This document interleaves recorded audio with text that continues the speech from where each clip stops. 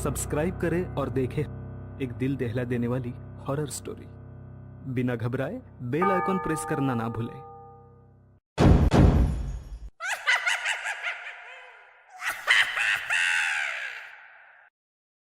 इस कहानी के लेखक हैं धीरज कुमार सालुंके।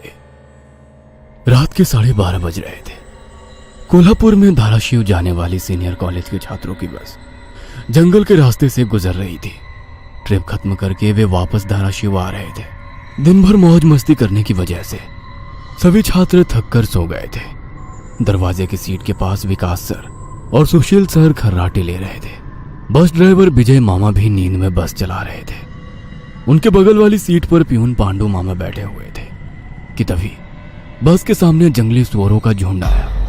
विजय मामा ने बस जंगल में रोक दी। कुछ देर में जब रास्ता खाली हुआ तो बस फिर से चलने लगी। कुछ ही देर में विकास सर के पीछे ही दूसरी सीट पर बैठा श्याम नींद से जाग गया। श्याम की उम्र 21 साल थी। पढ़ाई में बहुत तेज था, लेकिन हमेशा अकेला रहने वाला। ना किसी से बनती थी, ना ही उसका कोई दोस्त था। वह दूसरी सीट पर अकेला बैठा हुआ था। सर, टॉयलेट जाना है। सर ने आधी आंखें खोलकर खिड़की से बाहर देखा। बस अभी भी जंगल में ही थी। थोड़ी देर बैठ जाओ, जब जंगल खत्म होगा तब मुझे उठा दो, मैं बस रोक दूंगा। वे बोले और फिर आंखें बंद कर सो गए। श्याम बस की खिड़की से बाहर देखने लगा और जंगल खत्म होने का इंतजार करने लगा। कुछ ही देर में जंगल खत्म हुआ और बस वीरान जगह पर आ गई। उसने विकास सर को जगा दिया और उन्होंने ड्राइवर से बस को रोकने के लिए कहा। जैसे ही बस रुकी, विकास सर बोले, किसी को टॉयलेट होना है तो अभी उतर जाओ, वरना बस सीधे धाराशिव जाकर ही रुकेगी। आवाज सुनकर पिछली सीट पर बैठा श्रीकांत नींद से जाग गया। विकास सर टॉर्च लेकर पहले बस से बाहर उतर गए। उनके पीछे पीछे श्याम और श्रीकांत भी उतरे और वो दोनों अलग अलग झाड़ी के पीछे टॉयलेट करने गए। श्याम टॉयलेट करके वापस आया, लेकिन श्रीकांत अभी भी नहीं आया था कि तभी श्रीकांत जोर से चिल्लाया। उसकी आवाज सुनकर विकास सर और श्याम उसकी ओर भागे, लेकिन तभी श्रीकांत झाड़ी से बाहर आया। क्या हुआ, क्यों चिल्लाए थे? कुछ नहीं सर, चप्पल से होकर कांटा पैर में चुभा। उसकी आवाज सुनकर ड्राइवर और प्यून भी नीचे उतरे थे। वो सब बस में वापस चढ़ने ही वाले थे कि तभी एक बाइक बस के सामने आकर रुक गई। अरे भाई साहब, यहाँ के नहीं हो क्या आप? क्या आपको पता नहीं कि इस रास्ते पर लोगों को हमेशा चकवा लगता है? बाइक चलाने वाला बोला। चकवा नाम सुनकर विकास सर बोले, हाँ पता है, हम बस निकल ही रहे हैं। और वो सब बस में बैठ गए। सर, वो आदमी किस चकवे के बारे में बात कर रहा था? प्यून ने अगली सीट से ही मुड़कर विकास सर से पूछा। हिंदी में चकवा मतलब छलावा, छलावा मतलब भूत। कहते हैं जो लोग रात में सफर करते हुए मरते हैं, उनकी आत्मा छलावा बन जाती है। छलावा रात को सफर करते हुए यात्रियों को पकड़ लेता है और उन्हें अपने गंतव्य स्थल तक पहुंचने ही नहीं देता। वो बस उन्हें उसी जगह पर घुमाते रहता है। कितना भी भाग लो या फिर गाड़ी तेज भगाओ, आप उसी जगह पर आ पहुंच जाओगे जहां आपको छलावा ने पकड़ लिया था। या फिर वो लोग रास्ते से भटक जाएंगे और उस जगह पहुंच जाएंगे जहां पर छलावा उन्हें ले जाना चाहता है, विकास सर ने बताया। इसके बाद ड्राइवर बोला, और यात्री रात भर उसी जगह पर बार बार घूमते हैं। वो तब तक रास्ता भटकते हैं जब तक सूरज ना उगे। जैसे ही सूरज उगता है, उनकी ताकत कम हो जाती है। मेरे कुछ ड्राइवर दोस्त हैं, उनको भी छलावे ने पकड़ लिया था। कहते हैं छलावा बस उन्हीं यात्रियों को पकड़ता है जो थके हुए होते हैं, क्योंकि उन पर हावी होना बहुत आसान होता है ना। फिर तो छलावा बहुत ही खतरनाक है। प्यून घबराते हुए बोला, अरे कुछ खतरनाक नहीं है, ये सब अंधविश्वास है। ड्राइवर जब थक जाता है तो रात में उसे रास्ता समझना मुश्किल हो जाता है, इसलिए उसे भ्रम हो जाते हैं और वो रास्ता भटकता है। इसे ही अनपढ़ लोगों ने भूत यानी चकवा या छलावा का नाम दिया है, विकास सर बोले। ये सभी बातें श्याम और श्रीकांत सुन रहे थे। नहीं सर, छलावे होते हैं और कुछ छलावे तो जानलेवा भी होते हैं। मेरे दादाजी को छलावे ने इतना परेशान किया था कि मरते मरते बचे थे। रात को जितने भी एक्सीडेंट होते हैं, उनमें से कुछ ना कुछ एक्सीडेंट छलावे के कारण ही होते हैं। वो रात के बेरहम शिकार होते हैं। यात्रियों की थकान और डर ही उनकी ताकत होती है।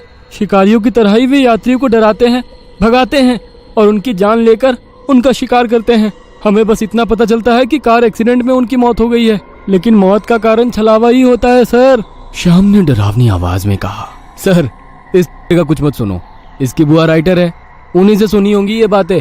और राइटर लोगों का तो काम ही होता है बातें बनाना, उसी से तो उनका घर चलता है। पिछली सीट पर बैठे श्रीकांत ने कहा, श्रीकांत चुप हो जाओ और सो जाओ, उन्होंने डांटते हुए कहा। और उसके बाद सभी लोगों ने आंखें बंद कर ली और सो गए। कुछ समय बीता, शाम अभी भी जाग रहा था और खिड़की से बाहर देख रहा था।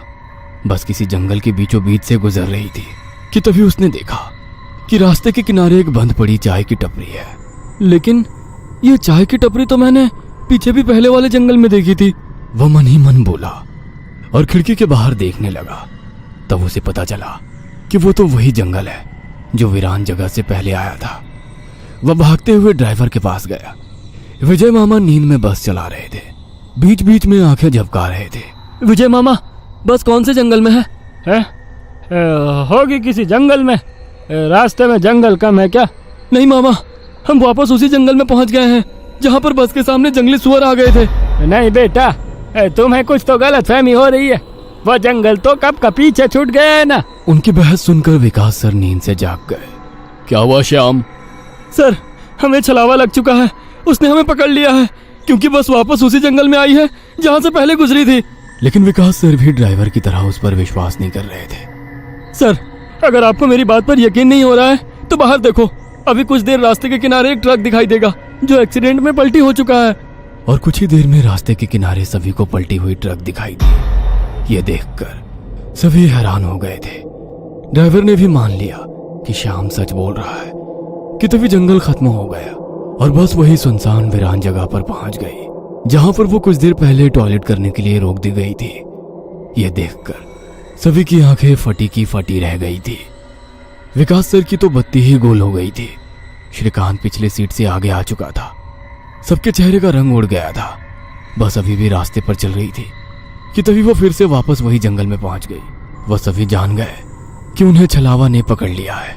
ड्राइवर कोई दूसरा रास्ता मिलता है या नहीं ये देख रहा था, लेकिन फिर भी बस वापस उसी जंगल में आ जाती थी। ऐसा लग रहा था कि मानो पूरी दुनिया में बस वही एक रास्ता है जो घूम फिर कर उसी जंगल में ले आता है। सर, अभी इस छलावे से कैसे निकले? मैंने सुना है कि छलावे से बाहर तभी निकल सकते हैं जब सुबह हो जाए। इसका मतलब हमें रात भर इसी सड़क से गुजरना होगा, जंगल से वीराने में और वीराने से जंगल में। क्यों ना हम सुबह होने का इंतजार करते हुए उसी वीरान जगह पर रुक जाए। ड्राइवर बस चलाते हुए बोला। लेकिन शायद मैंने सुना है कि छलावे में रुकना ठीक बात नहीं है। नहीं सर, मेरी बुआ ने बताया था कि अगर सेफ जगह मिल जाए तो रुकने में कोई परेशानी नहीं है। बस इतना ही पता है तुम्हें? और कोई तरीका नहीं है क्या? है, लेकिन वो अभी के लिए नहीं है। और वैसे भी अगर जिस छलावे ने हमें पकड़ा है, अगर वो कमजोर हुआ तो उसकी शक्तियाँ कुछ ही देर में कमजोर हो जाएंगी और हम छलावे से छूट जाएंगे। फिर वो छलावा हमें नहीं पकड़ सकता। इन सभी की बातें सुनकर सोए हुए सुशील सर जाग गए। अरे क्या हुआ? आ गया क्या मेरा बोरगांव? सुशील सर उबासी लेते हुए बोले। तभी सभी ने उन्हें घटी हुई घटना बता दी। यह सुनकर सुशील सर के तो मानो होश ही उड़ गए। लेकिन तभी ड्राइवर जोर से चिल्लाया, सर, आगे एक गांव आया है। यह सुनकर सभी लोग ड्राइवर की तरफ भागे। तब उन्हें रास्ते के किनारे एक बोर्ड दिखाई दिया जिस पर लिखा था, बोरगांव में आपका स्वागत है। यह देख सुशील सर जोर से चिल्लाए, ये तो मेरा गांव है, लेकिन हम यहाँ इतने जल्दी कैसे पहुंचे? हमें तो कोल्हापुर से निकले मुश्किल से 2 घंटे हो गए हैं और मेरा गांव कोल्हापुर से 6-7 घंटे की दूरी पर है।